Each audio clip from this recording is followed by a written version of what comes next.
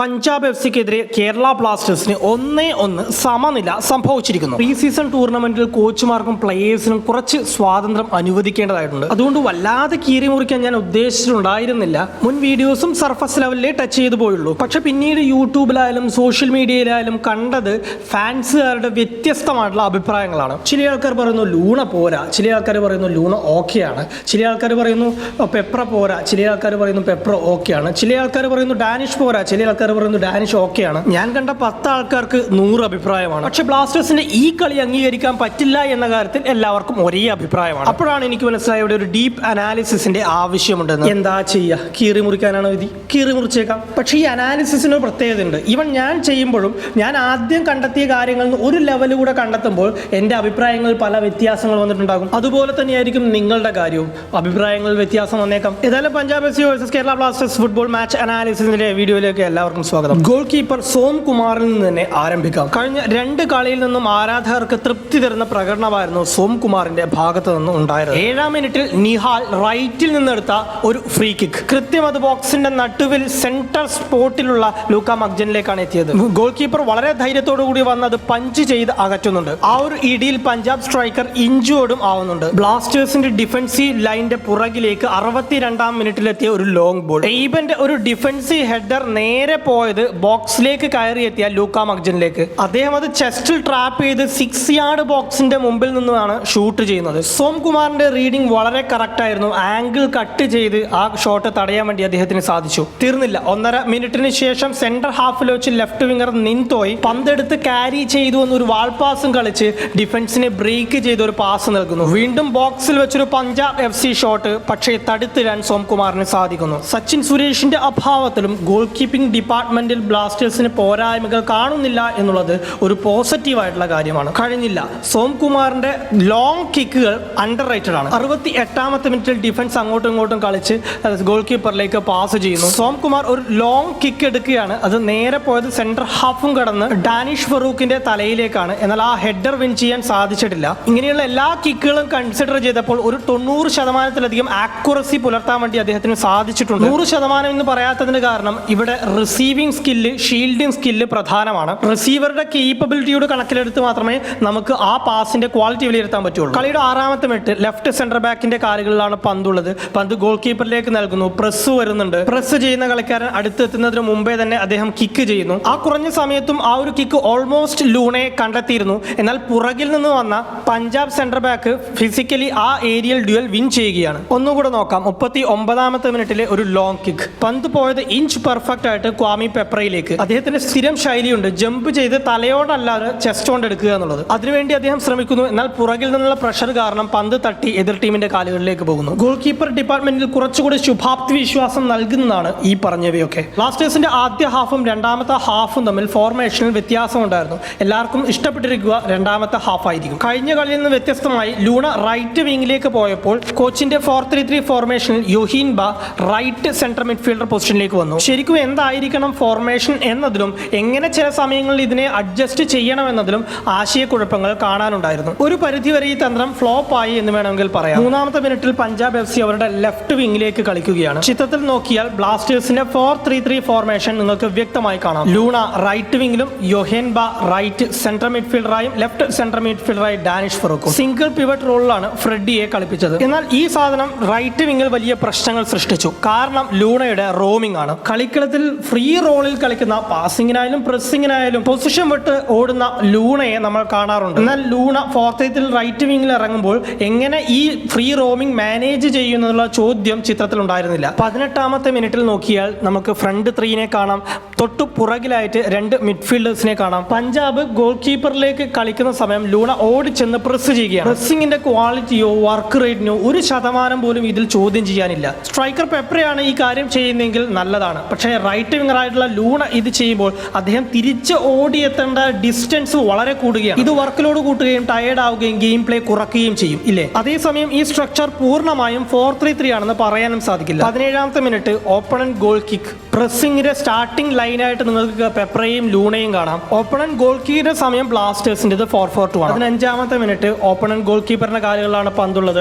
Front ലൈനായിട്ട് പെപ്രയും ലൂണയും നിങ്ങൾക്ക് കാണാം. ബ്ലാസ്റ്റേഴ്സിന്റെ സെക്കൻഡ് ലൈനായി 4-4-2 റൈറ്റ് മിഡ്ഫീൽഡർ ആയിട്ടുള്ള യുഹൈൻബിയും ലെഫ്റ്റ് മിഡ്ഫീൽഡർ ആയിട്ടുള്ള നോവയും നിങ്ങൾക്ക് കാണാം. 4-3-3 മേജർ ഫോർമേഷനായും ഒരേ സമയം രണ്ട് ഫോർമേഷനിലേക്ക് സ്വിച്ച് ചെയ്യുന്ന രീതിയിലുമാണ് ഈ ടീം സെറ്റ് ചെയ്ത് വെച്ചിട്ടുള്ളത് എന്ന് നമുക്ക് മനസ്സിലാക്കാം. 11ാമത്തെ മിനിറ്റ് ശ്രദ്ധിക്കുക. ഇവിടെ സെൻട്രൽ ബാക്കിന്റെ കാലുകളിലാണ് പന്തുള്ളത്. ഈ സമയത്ത് ബ്ലാസ്റ്റേഴ്സിന്റെ പൊസിഷൻ ശ്രദ്ധിക്കുക. 4-4-2 വൈഡ് സ്പേസ് ഓപ്പൺ ആക്കിയിട്ട് സെൻട്രൽ സ്പേസ് ക്ലോസ് ചെയ്ത് വളരെ നാരോ ആയിട്ടാണ് ബ്ലാസ്റ്റേഴ്സ് താരങ്ങൾ ഇവിടെ പൊസിഷൻ ചെയ്തിട്ടുള്ളത്. ഒരുപക്ഷെ പഞ്ചാബിന്റെ ലാസ്റ്റ് കളി അനലൈസ് ചെയ്തുകൊണ്ടുള്ള ഒരു ടെമ്പററി ടാക്ടിക്സ് ആയി മാത്രമായിരിക്കാം ഇത് ഇൻട്രൊഡ്യൂസ് ചെയ്തിട്ടുണ്ടാവുക. ഇതുകൊണ്ട് പഞ്ചാബ് FC റൈറ്റിൽ സ്പേസ് കുറയും, ലെഫ്റ്റിൽ സ്പേസ് കൂടുകയും ചെയ്യുന്നു. 16ാം മിനിറ്റിൽ പഞ്ചാബ് FCയുടെ ഗോൾ കിക്ക്. നോവ പഞ്ചാബ് FCയുടെ റൈറ്റ് ബാക്കിനെ മാർക്ക് ചെയ്യുന്നത് നിങ്ങൾക്ക് കാണാം. എന്നാൽ ലെഫ്റ്റ് ബാക്കിനെ കംപ്ലീറ്റ് ആയിട്ട് ഒഴിവാക്കി വിട്ടിരിക്കുകയാണ്. തീർച്ചയായും മനഃപൂർവ്വം ചെയ്യുന്നതാണ്. ഗോൾ കീപ്പർ ആ പന്ത് ചിപ്പ് ചെയ്ത് നേരെ ലെഫ്റ്റ് ബാക്കിലേക്ക് നൽകുന്നു. ഇത് ലൂണയോ യോഹൻബയോ ഓടി കവർ ചെയ്യണം. ഈ രീതിയിലാണ് സെറ്റ് ചെയ്ത് വെച്ചിട്ടുണ്ടായിരുന്നത്. ഗോൾ കീപ്പറിൽ നിന്ന് പന്ത് പഞ്ചാബ് ലെഫ്റ്റ് ബാക്കിലേക്ക് എത്തുമ്പോഴേക്കും ഇവിടെ യോഹൻബ ഓടി വന്ന് പ്രസ് ചെയ്യുകയും ആ പ്രസിന്റെ പുറത്ത് പഞ്ചാബ് FC ലെഫ്റ്റ് ബാക്കിന്റെ കാലുകളിൽ നിന്ന് പന്ത് മിസ്സാവുകയും ചെയ്യുന്നു. ബ്ലാസ്റ്റേഴ്സിന്റെ തലക്ക് മുകളിലൂടെ കളിച്ച് ഈ സ്പേസ് എക്സ്പ്ലോയിറ്റ് ചെയ്യാനുള്ള കേപ്പബിലിറ്റി പഞ്ചാബ് FC താരങ്ങൾക്ക് ഉണ്ടായിരുന്നില്ല. അതുകൊണ്ട് ഈ സ്പേസ് എക്സ്പ്ലോയിറ്റ് ചെയ്യപ്പെട്ടിട്ടില്ല എന്ന് വേണമെങ്കിൽ പറയാം. പക്ഷേ ഈ കണ്ടിന്യൂസ് സ്വിച്ചിങ് അറ്റാക്കിംഗ് വൈസ് നമ്മളെ ബാധിച്ചിട്ടുണ്ടാവണം എന്ന് വേണം കരുതാൻ. ഇതെങ്ങനെയാണ് ബെറ്റർ ആയിട്ട് എക്സിക്യൂട്ട് ചെയ്യുക എന്ന് ചോദിച്ചാൽ റൈറ്റ് സെന്റർ മിഡ്ഫീൽഡർ യോഹൻബ നല്ല വർക്ക് റേറ്റ് എടുക്കുക, പ്രസ് ചെയ്യുക, സക്സസ്ഫുൾ ആവുക. ഇതിലെ പോരായ്മകൾ പരിഹരിക്കുന്ന രീതിയിൽ ലെഫ്റ്റ് വിങ്ങർ ആയിട്ടുള്ള നോവ ഡിഫൻസീവ് കോൺട്രിബ്യൂഷൻസ് നൽകുക. എന്നാൽ നോവ ഡിഫൻസീവ് കോൺട്രിബ്യൂഷൻസ് നൽകുന്ന തരത്തിലൊരു പ്ലെയർ അല്ല. നോവ സ്കിൽഫുൾ പ്ലെയർ തന്നെയാണ്, പക്ഷെ ആ ഡിഫൻസീവ് സെൻസിങ് കുറവാണ്. മാത്രമല്ല യോഹൻബയും ലൂണയും മാറി മാറി മിഡിന്റെയും വിങ്ങിന്റെയും ചുമതലകൾ ഏറ്റെടുക്കേണ്ടി വരുമല്ലോ. ഒരു പേഴ്സണൽ സജഷൻ എന്തെന്നാൽ യോഹൻബയ്ക്ക് പകരം ആ പൊസിഷനിൽ ഡാനിഷ് ഫറൂഖ് ആണ് കളിച്ചിരുന്നതെങ്കിൽ കുറച്ചുകൂടെ ഒത്തുപോകുമായിരിക്കാം. ഡാനിഷ് ഫറൂഖ് നല്ല വർക്ക് റേറ്റിലെ കളിക്കാരനാണ്, നന്നായിട്ട് പ്രസ് ചെയ്യുന്ന കളിക്കാരനാണ്. മാത്രമല്ല അദ്ദേഹം ഐ ലീഗിൽ റൈറ്റ് വിങ്ങർ ആയിട്ട് കളിച്ച് പരിചയമുള്ള കളിക്കാരനുമാണ്. ആ ഒരു ആംഗിൾ നോക്കിയാൽ ഡാനിഷ് ഫറൂഖ് റൈറ്റ് സെന്റർ മിഡ്ഫീൽഡറായി കൂടുതൽ ചേരുമായിരുന്നു. പൂർണ്ണ വളർച്ച എത്താത്ത ഈ തന്ത്രം വല്ല ബോൾ പ്ലേയിങ് ടീമിനെതിരെ പരീക്ഷിച്ചിരുന്നെങ്കിൽ ചിലപ്പോൾ പണി കിട്ടിയേനെ. ഈ ടീം ആയതുകൊണ്ട് വലിയ പ്രശ്നമില്ല. രണ്ടാം പകുതിയിൽ യോഹൻബക്ക് പകരം എയ്മൻ എത്തുന്നു, ഒരു പ്രോപ്പർ വിംഗറിനെ പ്ലേസ് ചെയ്യുന്നു. 53ാമത്തെ മിനിറ്റിൽ ഇവിടെ പഞ്ചാബ് സെന്റർ ബാക്ക് ഗോൾ കീപ്പറിലേക്ക് പാസ് ചെയ്യുന്നു. ഇവിടെ നോക്കിയാൽ പ്രസ് ചെയ്യുന്നത് പെപ്രയാണ്. പെപ്ര അവിടെ നിന്ന് ഗോൾ കീപ്പറെ പ്രസ് ചെയ്യുന്നു. അതിന് തൊട്ടു പുറകിലുള്ള ലൈനായിട്ട് നമുക്ക് 3 പേരെ കാണാം. മധ്യത്തിൽ അറ്റാക്ക് മിഡ്ഫീൽഡർ പൊസിഷനിൽ ലൂണയെ ഒരു പ്ലെയറെ മാർക്ക് ചെയ്തുകൊണ്ട് നമുക്ക് കാണാൻ സാധിക്കുന്നതാണ്. ഡാനിഷ് ഫറൂഖും ഫ്രെഡിയും തൊട്ട് താഴെയുള്ള ലൈനായി ഒരു 4-2-3-1 ആണ് ഇവിടെ കാണാൻ സാധിക്കുന്നത്. കഴിഞ്ഞ കളി ഓപ്പണന്റിനനുസരിച്ചുള്ള പ്രകടനം സഹീഫ് കാഴ്ചവെച്ചില്ല എന്നുള്ള അഭിപ്രായം എനിക്കുണ്ടായിരുന്നു. ആ ലെവൽ പെർഫോമൻസ് വലിയ ഓപ്പണിനെതിരെയും ആവർത്തിച്ചപ്പോൾ അതെനിക്ക് ഇംപ്രസീവായി തോന്നുന്നു. 44ാമത്തെ മിനിറ്റിൽ പഞ്ചാബ് സെന്റർ ബാക്കിന്റെ കയ്യിൽ നിന്നുള്ള ഒരു ലോങ് ബോൾ, ആ പന്ത് വളരെ മനോഹരമായിട്ടാണ് സഹീഫ് കൺട്രോൾ ചെയ്തതും പുറകിലുള്ള പ്രഷറിനെ അതിജീവിച്ച് ക്ലിയർ ചെയ്തതും. നേരത്തെ 18ാം മിനിറ്റിൽ ഗോൾ കീപ്പറിനെ ലൂണ റൈറ്റ് വശത്ത് നിന്ന് കയറി പ്രസ് ചെയ്യുമ്പോൾ ഗോൾ കീപ്പർ ആയാലും സെന്റർ ബാക്ക് ആയാലും മറുവശത്തേക്ക് ലോങ് ബോൾ നൽകുന്നുണ്ടായിരുന്നു. ആ പന്തുകൾ കൃത്യമായിട്ട് ഇന്റർസെപ്റ്റ് ചെയ്യാൻ കഴിഞ്ഞ കളിയിൽ സഹീഫിന് സാധിച്ചിട്ടുണ്ടായിരുന്നു. ഇവിടെ നിഹാലിനെ ഫിസിക്കലി ഔട്ട് പെർഫോം ചെയ്തുകൊണ്ട് ആ പന്ത് അദ്ദേഹം നേടിയെടുക്കുകയാണ്. എന്നാൽ വളരെ കാഷ്വൽ ആയിട്ടുള്ള രീതിയിലുള്ള പാസിംഗ് എറേഴ്സ് അദ്ദേഹത്തിന്റെ ഭാഗത്ത് നിന്ന് നോട്ട് ചെയ്തു. 20ാമത്തെ മിനിറ്റിൽ പന്ത് സെന്റർ ബാക്കിന്റെ കാലുകളിൽ നിന്ന് അദ്ദേഹത്തിലേക്ക് എത്തുന്നു. അഡ്രിയാൻ ലൂണ താഴേക്ക് ഇറങ്ങി വരുന്നുണ്ട്. അഡ്രിയാൻ ലൂണയുടെ തൊട്ട് പുറകിൽ തന്നെ പ്രഷർ ഉണ്ട്. സഹീഫ് അഡ്രിയാൻ ലൂണയിലേക്ക് പാസ് ചെയ്യുന്നു. എന്നാൽ അദ്ദേഹത്തിന് അത് പിടിക്കാൻ സാധിക്കുന്ന രീതിയിൽ ഒന്നായിരുന്നില്ല. പന്ത് ഡേഞ്ചറസ് ആയിട്ടുള്ള സ്പോട്ടിൽ വെച്ച് നഷ്ടപ്പെടുന്നു. പഞ്ചാബ് FCയുടെ ഒരു കൗണ്ടർ അറ്റാക്ക് വരുന്നു. നിഹാലിന്റെ വളരെ സ്പീഡി ആയിട്ടുള്ള റൺ, നിഹാലിലേക്ക് ബോക്സിന് അടുത്ത് വെച്ച് ഒരു പാസ് വരുന്നു. അദ്ദേഹമാണ് മുൻപിലുള്ളത്. എന്നാൽ നിഹാൽ പാസ് സ്വീകരിക്കുമ്പോഴേക്കും ഓടിയെത്തി നിഹാലിനെ ഫിസിക്കലി ചലഞ്ച് ചെയ്തുകൊണ്ട് ആ പന്ത് തിരിച്ചെടുക്കാൻ വേണ്ടി സഹീഫിന് ഇത്തവണ സാധിച്ചിട്ടുണ്ട്. നിഹാലിനെ ഒരു പരിധി വരെ തടഞ്ഞു നിർത്താൻ അദ്ദേഹത്തിന് സാധിച്ചിട്ടുണ്ട്. കൂടുതൽ ശക്തരായിട്ടുള്ള ഓപ്പണന്റിന്റെ കാര്യം വരുമ്പോൾ ബാക്കി കണ്ടറിയേണ്ടിയിരിക്കുന്നു. അതുപോലെ 69ാം മിനിറ്റിൽ സാമുവലിനോട് വിങ്ങിൽ വെച്ച് നട്മഗ് ചെയ്യപ്പെടുന്നതായിട്ട് നമ്മൾ കണ്ടു. റെഡ്ഡിയാണ് അത് എന്ന് പിന്നീട് രക്ഷപ്പെടുത്തിയത്. അത് കഴിഞ്ഞ് 1 മിനിറ്റിൽ അദ്ദേഹത്തിന്റെ ഭാഗത്ത് നിന്ന് മറ്റൊരു മിസ്റ്റേക്ക് കൂടി ഉണ്ടായി. ഡ്രിഞ്ചിച്ചിന്റെ കാലുകളിൽ നിന്ന് സഹീഫിലേക്ക് പന്തെത്തുന്നു. ആ പന്ത് തിരിച്ച് ഡ്രിഞ്ചിച്ചിലേക്ക് തന്നെ നൽകിയതാണെന്ന് തോന്നുന്നു. പക്ഷേ ലൂണക്ക് നൽകിയ പാസിന് സംഭവിച്ച അതേ ഒരു ചെറിയ പാസിംഗ് വ്യതിയാനം, ഒരു കോൺസെൻട്രേഷൻ ലാപ്സ് അവിടെയും കാണാം. പന്ത് നേരെ പോയത് പഞ്ചാബ് FC സ്ട്രൈക്കറുടെ കാലുകളിലേക്കാണ്. അവിടെയാണെന്നുണ്ടെങ്കിൽ കഷ്ടകാലത്തിന് 3 പഞ്ചാബ് FC താരങ്ങൾ ഉണ്ടാവുകയും ചെയ്തു. ബോക്സ് വരെ എത്തിയ വളരെ ഡേഞ്ചർ ആയിട്ടുള്ള ഒരു കൗണ്ടർ അറ്റാക്ക് ആണ് അവിടെ പിന്നീട് കണ്ടത്. അവിടെ ഇത് രക്ഷപ്പെടുത്തിയത് പ്രിതം കോട്ടലാണ്. എന്നാൽ വിത്ത് ബോൾ കൺട്രോൾ ചെയ്തു പോകുന്നതിൽ വലിയ പ്രശ്നങ്ങളൊന്നും അദ്ദേഹം കാണിക്കുന്നില്ല. ഒരു ഫുൾ ബാക്കിന് വേണ്ടത്ര ഫിസിക്കൽ എബിലിറ്റീസും ബോൾ കാരിങ് എബിലിറ്റീസും ഓവർലാപ്പിംഗും ആവശ്യാനുസരണം അദ്ദേഹത്തിന്റെ ഭാഗത്തുനിന്ന് ഉണ്ടാവുന്നുണ്ട്. 79ാമത്തെ മിനിറ്റ് റൈറ്റ് ഭാഗത്ത് നിന്ന് പഞ്ചാബ് മുമ്പിലേക്ക് നൽകിയൊരു പാസ് അക്രോബാറ്റിക്കലി നമ്മുടെ ഡാനിഷ് ഫറൂഖ് ക്ലിയർ ചെയ്യുന്നു. പന്ത് പിടിച്ചെടുത്തത് സഹീഫ് സഹീഫാണ്. പന്തെടുത്ത് മുമ്പിലോട്ട് കയറുമ്പോൾ പ്രഷർ വരുന്നുണ്ട്. അദ്ദേഹം ബോഡി വെച്ച് കൃത്യമായിട്ട് പന്ത് ഷീൽഡ് ചെയ്ത് ടൈം എടുത്ത് മെല്ലനെ ലെഫ്റ്റിൽ നോഹയിലേക്ക് പാസ് ചെയ്യുന്നു. ഇവിടെ വലിയ പ്രഷർ അദ്ദേഹത്തിന് ഫീൽ ചെയ്യുന്നില്ല. 26ാമത്തെ മിനിറ്റ് ലെഫ്റ്റിൽ സഹീഫ് പന്തെടുത്ത് നിൽക്കുന്നു. അദ്ദേഹം സധൈര്യം പന്തെടുത്ത് മുമ്പോട്ടേക്ക് കയറി പഞ്ചാബ് ബ്ലോക്കിന്റെ അകത്തേക്ക് കയറുകയാണ്. പുറകിൽ നിന്ന് വരുന്ന പ്രഷറിനെ അസസ് ചെയ്തുകൊണ്ട് അദ്ദേഹം വിങ്ങിലുള്ള നോവയിലേക്ക് നേരത്തെ കണ്ടതുപോലെ തന്നെ പാസ് ചെയ്യുകയാണ്. 50ാമത് മിനിറ്റിൽ ആസ് യൂഷ്വൽ ലെഫ്റ്റ് സെന്റർ ബാക്കിൽ നിന്ന് ലെഫ്റ്റ് ബാക്കിലേക്ക് പന്തെത്തുന്നു. നിഹാൽ പ്രസ് ചെയ്യുന്നുണ്ട്. നോവ ലെഫ്റ്റിലൂടെ റൺ എടുക്കാൻ ശ്രമിക്കുന്നുണ്ട്. അതേപോലെ ഡാനിഷ് ഫറൂഖ് വിങ്ങിലേക്ക് ഇറങ്ങി അതേ സ്പേസിലേക്ക് തന്നെ റൺ എടുക്കാൻ ശ്രമിക്കുന്നുണ്ട്. ആ സമയം സഹീഫ് വളരെ ക്ലവറായിട്ട് പന്ത് കട്ട് ചെയ്ത് ആ അകത്തുള്ള ഫ്രീ സ്പേസിലേക്ക് പന്ത് ക്യാരി ചെയ്ത് കൊണ്ടുവരികയാണ്. എനിക്ക് വളരെ പോസിറ്റീവായിട്ട് തോന്നിയ ഒരു ഇവന്റാണിത്. മറ്റ് കളിക്കാരുടെ ഹെൽപ്പ് ഇല്ലാതെ തന്നെ സ്പേസ് കണ്ടെത്തി അങ്ങോട്ടേക്ക് പന്ത് ക്യാരി ചെയ്യാൻ പഠിച്ചു കഴിഞ്ഞാൽ അദ്ദേഹത്തിന് നല്ലൊരു മോഡൽ ഫുൾ ബാക്കായി ഭാവിയിൽ മാറാൻ സാധിക്കും. ഇവിടെ നിന്ന് നേരെ റൈറ്റ് വിങ്ങർ എയ്മനിലേക്ക് പന്തെത്തിക്കാൻ സാധിച്ചിട്ടുണ്ടായിരുന്നെങ്കിൽ അത് കലക്കി. പക്ഷെ ഇവിടെ റൈറ്റ് ഫൂട്ടിന്റെ സഹായം വേണ്ടി വരും. അദ്ദേഹം പ്രിഡോമിനന്റ്ലി ലെഫ്റ്റ് ഫൂട്ടായിട്ടാണ് തോന്നുന്നത്. ഒരു സെക്കൻഡ് ലേറ്റ് ആയതുകൊണ്ട് തന്നെ അദ്ദേഹം ടേൺ ചെയ്ത് നോവയിലേക്ക് തന്നെ പാസ് ചെയ്യുന്നു. കൈ ഉയർത്തി അദ്ദേഹം എയ്മനോട് സോറി എന്ന് പറയുന്നുണ്ട്. അതായത് അദ്ദേഹം എയ്മനെ കണ്ടിട്ടുണ്ടായിരുന്നു. 64ാമത്തെ മിനിറ്റിൽ നമ്മുടെ ഹാഫിൽ വെച്ചുള്ള പഞ്ചാബ് എഫ്സിയുടെ ഒരു അറ്റാക്ക് പന്ത് എയ്മൻ ജഡ്ജ് ചെയ്ത് ഇന്റർസെപ്റ്റ് ചെയ്യുന്നു. ആസ് എക്സ്പെക്ടഡ് പന്ത് എയ്മൻ ക്യാരി ചെയ്യുന്നു. ഡിഫൻസീവ് ലൈനിന്റെ ഭാഗമായിട്ട് സഹീഫിനെ നിങ്ങൾക്ക് കാണാം. ഹാഫ് ലൈനിന്റെ അടുത്ത് വെച്ച് പ്രഷർ വരുമ്പോൾ എയ്മൻ പന്ത് സഹീഫിലേക്ക് നൽകുന്നു. അദ്ദേഹം പന്തെടുത്ത് വിങ്ങിലുള്ള പെപ്പറയിലേക്ക് നൽകുകയും ഒരു അണ്ടർലാപ്പിംഗ് റൺ നടത്തുകയും ചെയ്യുന്നു. ശേഷം പന്ത് ചോദിച്ചു വാങ്ങുന്നു. ആ solo counter attacking run opposition box വരെ എത്തുകയും ഒടുവിൽ അതൊരു കോർണറിൽ കലാശിക്കുകയും ചെയ്യുന്നു. പൂർണ്ണമായും വെന്ത കളിക്കാരനാണെന്ന് ഞാൻ പറയില്ല, പക്ഷേ ഡെഫിനറ്റ്ലി ബേസിക് ഫണ്ടമെന്റൽസ് കുറേയധികം ട്രെയിൻ ചെയ്തിട്ടുണ്ട്. നവോച്ചയുമായിട്ട് ലെഫ്റ്റ് ബാക്ക് പൊസിഷന് വേണ്ടി കോമ്പീറ്റ് ചെയ്യട്ടെ, മികച്ച കളിക്കാരനെ ബ്ലാസ്റ്റേഴ്സിൽ കളിക്കാൻ അവസരം കിട്ടട്ടെ. എന്നാൽ എയ്ബൻ എന്നൊരു വ്യക്തി കളിച്ചിട്ടുണ്ടായിരുന്നു. അദ്ദേഹം പൂർണ്ണമായിട്ടും കളിയിൽ സൈലന്റ് ആയിരുന്നു. ക്രിയേറ്റീവ് പാസുകളോ ഓവർലാപ്പിംഗ് റണ്ണോ ഇനി ഇന്റർസെപ്ഷൻസോ ഒന്നും എയ്ബന്റെ ഭാഗത്ത് നിന്ന് കാണാൻ സാധിക്കുന്നുണ്ടായിരുന്നില്ല. സെൻട്രൽ ബാക്ക് മിലോസ് ഡ്രിൻചിച്ചിനെ പറ്റി വലിയ വിമർശനങ്ങളാണ് സോഷ്യൽ മീഡിയയിൽ കാണാൻ സാധിക്കുന്നത്. ഒരു വിദേശ താരത്തിൽ നിന്ന് ഈ ഒരു പ്രകടനമല്ല പ്രതീക്ഷിക്കുന്നത് എന്നാണ് അദ്ദേഹത്തെ കുറിച്ച് ആരാധകർ പറയുന്നത്. മത്സരത്തിലെ ആദ്യ ഹാഫിൽ നിന്നായാലും കഴിഞ്ഞ കളിയിൽ നിന്നായാലും പാസിംഗ് കൂടുതൽ കണ്ടത് സെൻട്രൽ ബാക്ക് എന്ന രീതിയിൽ ഹോമി പാവിന്റെ ഭാഗത്ത് നിന്നാണ്. ഒരു ബോൾ പ്ലേയിങ് സെൻട്രൽ ബാക്ക് എന്ന രീതിയിൽ ഡ്രിൻചിച്ച് ശോഭിക്കാറില്ല. 10ാം മിനിറ്റിൽ ഫ്രെഡിയിൽ നിന്ന് റൈറ്റ് ബാക്കിലേക്ക് പാസ് വരുന്നു. റൈറ്റ് ബാക്ക് ഡ്രിൻചിച്ചിലേക്ക് പാസ് നൽകുന്നു. ശേഷം ഒരു ലൈൻ ബ്രേക്കിംഗ് പാസ് ഡ്രിൻചിച്ച് യൊഹെൻപെയിലേക്ക് നടത്താൻ വേണ്ടി ശ്രമിക്കുകയാണ്. എന്നാൽ ആ പാസ് ഇന്നാക്കുറേറ്റ് ആയിരുന്നു. പഞ്ചാബ് എഫ് സി താരത്തിന്റെ കാലുകളിലേക്കാണ് അത് പോയത്. 47ാമത്തെ മിനിറ്റിലായിരുന്നു അടുത്ത ലൈൻ ബ്രേക്കിംഗ് പാസ് അദ്ദേഹം പരീക്ഷിച്ചത്. നല്ലൊരു ആംഗിളിലുള്ള പാസ് ആയിരുന്നു, എന്നാൽ അത്ര കറക്റ്റ് ആയിട്ടല്ല ലൂണയിലേക്ക് പോയത്. പക്ഷെ സമയമുള്ളത് കൊണ്ട് തന്നെ ലൂണക്ക് എത്തിപ്പിടിക്കാൻ പറ്റുന്ന ഒരു പൊസിഷനുമായിരുന്നു. ഇനി ഡിഫൻഡിങ്ങിന്റെ കേസ് നോക്കാം. 25ാമത്തെ മിനിറ്റിൽ ലെഫ്റ്റിലൂടെ വന്ന ഒരു ത്രൂ ബോൾ. നിങ്ങൾക്ക് ഇവിടെ മിലോസിനെ കാണാം. അദ്ദേഹത്തിന്റെ പുറകിലായിട്ട് ഒരു സ്ട്രൈക്കറേയും കാണാം. അദ്ദേഹത്തിന്റെ പുറകിലുള്ള സ്ട്രൈക്കർ അത് ഓടിയെടുക്കുന്നു. ലെഫ്റ്റ് സെന്റർ ബാക്ക് ഹോമിപാം തന്റെ പൊസിഷൻ വിട്ട് കവർ ചെയ്യാൻ എത്തിയത് കൊണ്ട് തന്നെ ഡ്രിൻചിച്ച് ഓടി ഹോമിപാവിന്റെ left center back position cover ചെയ്യാൻ വേണ്ടി ശ്രമിക്കുന്നു. അപ്പോഴേക്കും സ്ട്രൈക്കർ ലൂക്ക മക്ജനിലേക്ക് പന്ത് എത്തിയിട്ടുണ്ടായിരുന്നു. ഒരു ഡേഞ്ചറസ് ആയിട്ടുള്ള അറ്റാക്ക് ആയി മാറിയത്. എന്നാൽ ബോക്സിന് തൊട്ട് മുമ്പിലെത്തി ലൂക്ക മക്ജൻ ഷോട്ട് എടുക്കുന്നതിന് മുമ്പ് തന്നെ ഓടിയെത്തി അദ്ദേഹത്തെ ഫിസിക്കലി ചലഞ്ച് ചെയ്ത് ഡ്രിൻചിച്ച് പന്ത് വിൻ ചെയ്യുന്നു. ശേഷം പന്ത് ക്യാരി ചെയ്ത് പന്ത് മുമ്പിലേക്ക് ഡിസ്ട്രിബ്യൂട്ട് ചെയ്യാനും അദ്ദേഹത്തിന് സാധിക്കുന്നുണ്ട്. ആ ഡിഫൻസീവ് പോയിന്റ് ഓഫ് വ്യൂവിൽ അത് ഓക്കെയാണ്, പക്ഷെ വേഗതയുടെ കേസിൽ ഓക്കെ അല്ല. കുറച്ചുകൂടി സ്പീഡി പ്ലേയേഴ്സ് ആണെങ്കിൽ ഇത് സാധിക്കില്ലായിരുന്നു. കഴിഞ്ഞ വർഷം രണ്ടാം പകുതി എന്ത് സംഭവിച്ചു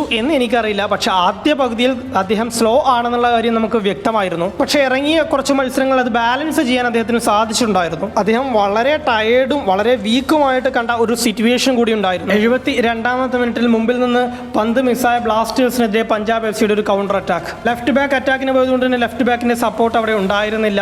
ആ ഒരു ഏരിയയിലേക്ക് സ്ട്രൈക്കർ ഡൗൺ ചെയ്യുന്നു. അങ്ങോട്ടേക്ക് ഒരു ത്രൂ ബോളും വരുന്നു. അതുകൊണ്ട് തന്നെ മിലോസിന് അത് മാനേജ് ചെയ്യേണ്ട ഉത്തരവാദിത്തമുണ്ട്. അത് ഡിഫെൻഡ് ചെയ്യാൻ വേണ്ടി അദ്ദേഹം ഓടുന്ന ഓട്ടം കണ്ടാൽ നമുക്ക് മനസ്സിലാക്കാൻ സാധിക്കും ആ സ്പീഡിലേക്ക് എത്തിക്കാൻ വേണ്ടി അദ്ദേഹം എത്രത്തോളം പാടുപെടുന്നുണ്ടെന്ന്. അദ്ദേഹത്തിന്റെ ബോക്സിൽ വെച്ചുള്ള ആദ്യത്തെ സ്ലൈഡിങ് കംപ്ലീറ്റ്ലി മിസ് ജഡ്ജ്മെന്റ് ആയിരുന്നു. പക്ഷേ ടയർഡ് ആയിരുന്നിട്ട് പോലും അവിടുന്ന് എണീറ്റ് ലൂക്ക മക്ജനെ പോയി ചലഞ്ച് ചെയ്ത് ആ ഡേഞ്ചർ അവിടെ നിന്ന് അദ്ദേഹം ഒഴിവാക്കുകയാണ്. ഇടുന്ന എഫേർട്ട് പോസിറ്റീവായിട്ടുള്ള ഘടകം തന്നെയാണ്. അതിന് ശേഷമുള്ള കോർണർ കിക്ക് ഹെഡ് ചെയ്ത് അകറ്റുന്നതും അദ്ദേഹം തന്നെയാണ്. മിലോസിന്റെ കേസിൽ എല്ലാവരും എടുത്തു പറയുന്ന ഒന്നാണ് ബ്ലാസ്റ്റേഴ്സ് കൺസീഡ് ചെയ്ത രീതിയെ പറ്റി. നേരത്തെ 47ാമത്തെ മിനിറ്റിൽ മിലോസ് ലൂണയിലേക്ക് നൽകിയ ലൈൻ ബ്രേക്കിംഗ് പാസിൽ നിന്ന് തന്നെ പറഞ്ഞു തുടങ്ങണം. ആ പാസ് ലൂണ കൺട്രോൾ ചെയ്തത് മിസ്സാവുന്നു. പഞ്ചാബ് എഫ് സിക്ക് പന്ത് ലഭിക്കുന്നു. ഒരു കൗണ്ടർ അറ്റാക്ക് സെറ്റപ്പ് ചെയ്യാൻ വേണ്ടി പഞ്ചാബ് ശ്രമിക്കുന്നു. എന്നാൽ ഒരു പാസ് നേരെ പോകുന്നത് മിലോസിന്റെ അടുത്തേക്കാണ്. മറ്റൊരു കൗണ്ടർ അറ്റാക്ക് തുറക്കാൻ വേണ്ടി മിലോസ് അത് ഫസ്റ്റ് ടൈം തന്നെ ചിപ്പ് ചെയ്ത് ലെഫ്റ്റ് വിങ്ങിലുള്ള നോവയിലേക്ക് നൽകാൻ വേണ്ടി ശ്രമിക്കുന്നു. എന്നാൽ ആ പാസിലെ പോരായ്മകൾ കാരണം അതിന് മുമ്പേ ഉള്ള ഒരു പഞ്ചാബ് എഫ് സി കളിക്കാരൻ അത് ഇന്റർസെപ്റ്റ് ചെയ്യുകയും ചെയ്യുകയാണ്. ആ പാസിന് ശേഷം വിത്തിൻ 5 സെക്കൻഡ്സ് പഞ്ചാബ് FC ബ്ലാസ്റ്റേഴ്സിന്റെ ഡിഫൻസ് ലൈനിന് തലക്ക് മുകളിലൂടെ ഒരു പാസ് നൽകുകയാണ്. ഓടിക്കേറിയ പഞ്ചാബ് FC സ്ട്രൈക്കർ അത് ഗോളാക്കി മാറ്റുന്നു. ശരിയാണ്, സ്ട്രൈക്കറെ മാർക്ക് ചെയ്യേണ്ടത് സെൻട്രൽ ബാക്കിന്റെ ഉത്തരവാദിത്തം തന്നെയാണ്. പക്ഷേ ഈ ഒരു കേസിൽ നോക്കിക്കഴിഞ്ഞാൽ സ്ട്രൈക്കറെ അതുവരെ മാർക്ക് ചെയ്തുകൊണ്ടിരിക്കുന്നത് എയ്ബൻ ആയിരുന്നു. എയ്ബന്റെ സോണിൽ നിന്നായിരുന്നു, മാർക്കിംഗ് ഏരിയയിൽ നിന്നായിരുന്നു ആ സ്ട്രൈക്കർ ഓടിക്കയറിയത്. എയ്ബൻ ആണെങ്കിൽ സ്ട്രൈക്കറെ ഫോളോ ചെയ്തതുമില്ല. 3 ഫുട്ബോളിംഗ് ആക്ഷൻ കഴിഞ്ഞ് 5 സെക്കൻഡിനുള്ളിൽ തന്നെ എയ്ബന്റെ പൊസിഷനിലൂടെ വരുന്ന ഒരു സ്ട്രൈക്കറെ മാർക്ക് ചെയ്ത് പിടിക്കാൻ ഒരു ISL CBയെ കൊണ്ട് പറ്റില്ല. ടീം എഫേർട്ടിലൂടെ മാത്രമേ ഇത്തരം ഡിഫൻഡിങ് സാധ്യമാവുകയുള്ളൂ. എയ്ബന്റെ ഭാഗത്തുള്ള മിസ്റ്റേക്ക് മിലോസിന്റെ തലയിൽ കെട്ടിവെക്കുന്നതും ശരിയല്ല. എന്നാൽ 62ാമത്തെ മിനിറ്റിലെ ഈ ഒരു ഇൻസിഡന്റിൽ നിങ്ങൾക്ക് വേണമെങ്കിൽ മിലോസിനെ കുറ്റം പറയാം. പഞ്ചാബ് സെന്റർ ബാക്ക് മുൻപിലേക്ക് നൽകിയ long pass right back Aimen mark ചെയ്ത കളിക്കാരന് നേരെയാണ് ആ പന്ത് പോയത്. ഇവിടെ പഞ്ചാബ് FC സ്ട്രൈക്കറെ കാണാം, സെന്റർ ബാക്ക് പ്രിതം കോട്ടലിനെ കാണാം. പ്രിതം കോട്ടൽ ശ്രദ്ധിക്കാതെ നേരെ പോയി എയ്ബന്റെ പന്തിലേക്ക് ചലഞ്ച് ചെയ്തു. പുറകോട്ട് ബാക്ക് പെഡൽ ചെയ്ത് ഹെഡ് ചെയ്ത് എയ്ബൻ ആണെങ്കിൽ അത് നേരെ പഞ്ചാബ് FC സ്ട്രൈക്കർക്കും ഇട്ടുകൊടുത്തു. ഇതിൽ നിന്നുണ്ടായ ഷോട്ടാണ് വീഡിയോയുടെ തുടക്കത്തിൽ സോംകുമാർ തടഞ്ഞിട്ടതായിട്ട് നമ്മൾ കാണിച്ചത്. ഇവിടെ എയ്ബനെയും പ്രിതത്തെയും കുറ്റം പറയാമെങ്കിൽ പോലും മിലോസിന്റെ ഭാഗത്ത് വലിയ തെറ്റുണ്ട്. ഡിഫൻസീവ് ലൈൻ പാലിച്ചില്ല എന്നുള്ളതാണ് ഏറ്റവും വലിയ പ്രശ്നം. ഏരിയൽ ഡ്യുവലുകൾ ഉണ്ടാവുന്ന മിസ്റ്റേക്ക് ആന്റിസിപ്പേറ്റ് ചെയ്തുകൊണ്ട് സ്ട്രൈക്കറുടെ പുറകിലേക്ക് വേഗത്തിൽ ഓടിച്ചെന്ന് ഡിഫെൻഡ് ചെയ്യുന്ന ഒരു വിദേശ സെൻട്രൽ ബാക്കിനെയാണ് ഞാൻ ഇവിടെ എക്സ്പെക്ട് ചെയ്യുന്നത്. ബാക്കി രണ്ടുപേരുടേത് ടെക്നിക്കൽ മിസ്റ്റേക്ക് ആണെങ്കിൽ ഇവിടെ മിലോസിന്റേത് ഒരു ആന്റിസിപ്പേഷൻ മിസ്റ്റേക്ക് ആണ്. ഡിഫൻഡേഴ്സ് ലൈൻ പാലിക്കാൻ ബാധ്യസ്ഥരാണ്. എസ്പെഷ്യലി കമ്മിറ്റ് ചെയ്യാത്ത ഡിഫൻഡർ ആയിരിക്കണം ലാസ്റ്റ് മാൻ. എന്നിരുന്നാൽ പോലും മിലോസ് ഇല്ലാത്ത 11 കഴിഞ്ഞ കളി പോസിബിൾ അല്ലായിരുന്നു. അങ്ങനെ പറയാൻ കാരണം അദ്ദേഹം വിജയിച്ച ഡ്യുവലുകളുടെ എണ്ണമാണ്. ലോങ് ബോളിലൂടെയും കൗണ്ടറിലൂടെയുമാണ് പഞ്ചാബ് FC ബ്ലാസ്റ്റേഴ്സിനെതിരെ അറ്റാക്ക് ചെയ്യാൻ ശ്രമിക്കുക എന്നുള്ളത് നമുക്ക് അറിയാവുന്നതാണ്. എന്നാൽ അങ്ങോട്ടേക്ക് വന്ന ലോങ് ബോളുകൾ ഒന്നും തന്നെ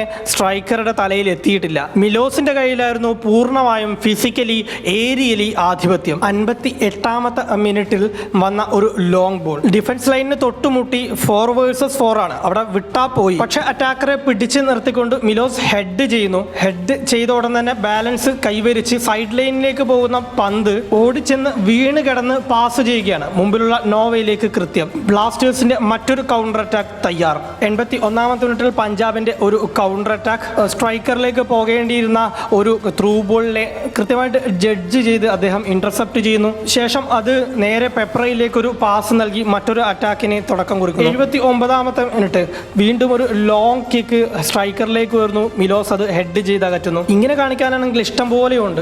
അദ്ദേഹം ഇഷ്ടം പോലെ ഏരിയൽ ഡ്യൂലുകൾ വിൻ ചെയ്തിട്ടുണ്ട്. എന്നാൽ ഈ ഒരു എണ്ണം കൂടി നോക്കുക. 56ാമത്തെ മിനിറ്റിൽ ലൂണ ഗോൾ കീപ്പറെ പ്രസ് ചെയ്യുന്നു. ഗോൾ കീപ്പർ ഒരു ലോങ് കിക്ക് എടുക്കുന്നു. പന്ത് പഞ്ചാബ് FC സ്ട്രൈക്കറിലേക്കാണ് പോകുന്നത്. മിലോസ് ഓടിച്ചെന്ന് തന്നെ അത് ഹെഡ് ചെയ്യുന്നു. ആ ഡ്യുവൽ അദ്ദേഹം വിൻ ചെയ്യുന്നു എന്ന് മാത്രമല്ല അതൊരു പാസ്സായിട്ട് നമ്മുടെ നോവയിലേക്ക് കൈമാറുകയും ചെയ്യുന്നു. നോവ പന്തെടുത്ത് മുൻപിലേക്ക് കൗണ്ടർ അറ്റാക്കായി കൊണ്ടുപോകുന്നു. ഈ സിറ്റുവേഷൻ നിങ്ങൾക്ക് ഓർമ്മയുണ്ടോ? ഓർമ്മയുണ്ടാകും. കാരണം ഇവിടെ നിന്നാണ് ബ്ലാസ്റ്റേഴ്സിന്റെ ഏക ഗോൾ പിറന്നത്. ഓടിപ്പിടിക്കേണ്ട സിറ്റുവേഷൻസിൽ മിലോസ് നമുക്ക് തലവേദനയാവുന്നുണ്ട് എന്നുള്ളത് സത്യം തന്നെ. എന്നാൽ ഡിഫൻഡേഴ്സിന്റെ ഇത്തരത്തിലുള്ള ചില സംഭാവനകൾ ഫുട്ബോളിൽ പലപ്പോഴും നമ്മൾ മറന്നു പോവാറാണ് പതിവ്. ഒരു ക്ലബിൽ നടത്തുന്ന ഡെപ്തിൽ അനാലിസിസ് യൂട്യൂബിൽ ചെയ്യേണ്ട ആവശ്യമുണ്ടോ എന്ന് എനിക്കറിയില്ല. പക്ഷെ ചെയ്യാമെന്ന് തോന്നി. കൺസീഡ് ചെയ്തു എന്നുള്ളതല്ല, ഇത്രയധികം അവസരങ്ങൾ ക്രിയേറ്റ് ചെയ്യാൻ പറ്റുമായിരുന്നു, എന്തുകൊണ്ട് സ്കോർ ചെയ്തില്ല എന്നുള്ളതിലാണ് കൂടുതൽ പറയാൻ കിടക്കുന്നത്. ഇപ്പോൾ തന്നെ ഒരുപാട് ലെങ്ത് ആയിരിക്കുന്നു. ഇനിയും ഞാനിവിടെ തുടർന്നു കഴിഞ്ഞാൽ നിങ്ങൾ എന്നെ വെട്ടിവെച്ച് കൊല്ലും. വീഡിയോ മുഴുവനായി കണ്ട എത്ര പേരുണ്ട്, ഏതാണ് ഹൈലൈറ്റഡ് പോയിന്റ്, കമന്റ് ചെയ്യുമല്ലോ. വീഡിയോ അവസാനിക്കുന്നു. നന്ദി.